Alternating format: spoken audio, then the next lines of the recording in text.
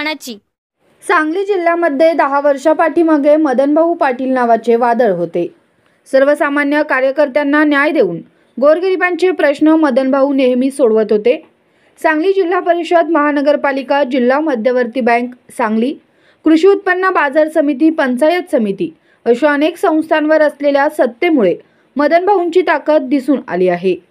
सांगलीचे आमदार, माजी मंत्री असताना मदनभाऊंनी सांगली जिल्ह्यामध्ये कार्यकर्त्यांचे जाळे विणले व कार्यकर्त्यांना ताकद दिली.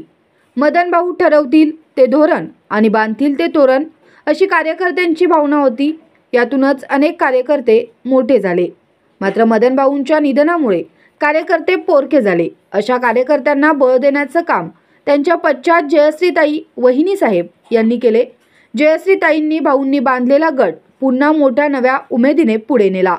जयश्रीताई यांच्या नेतृत्वावर विश्वास ठेवत नरवाड येथील अनेक मान्यवरांनी मदनभाऊ गटात प्रवेश केला. यामध्ये सचिन मलगोंडा पाटील, रायगोंडा आदगोंडा पाटील, दीपक रायगोंडा पाटील, दादासो मोहन पाटील, अमर पाटील, उमेश प्रकाश पाटील आदी मान्यवरांनी जयश्रीताई यांच्या नेतृत्वाखाली काम करण्याचे ठरवले व प्रवेश केला.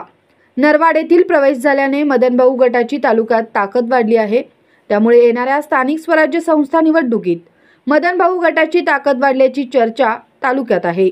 या प्रवेशासाठी मदनभाऊ गटाचे तालुका अध्यक्ष सुजित लकडे यांनी प्रयत्न केले. नरवाड ते लक्ष्मीनगर सोलर लाईट बसवणे, नरवाड ते नवीन बाळूमामा मंदिरपर्यंत मुरुमीकरण करणे, नरवाड येथील पाटील गल्ली हॅमर लॅम्प बसवणे, उर्ले पाटील लक्ष्मीनगर रोड येथे डीपी बसवणे आदी कामाचे आश्वासन जयश्रीताईंनी नागरिकांना दिले.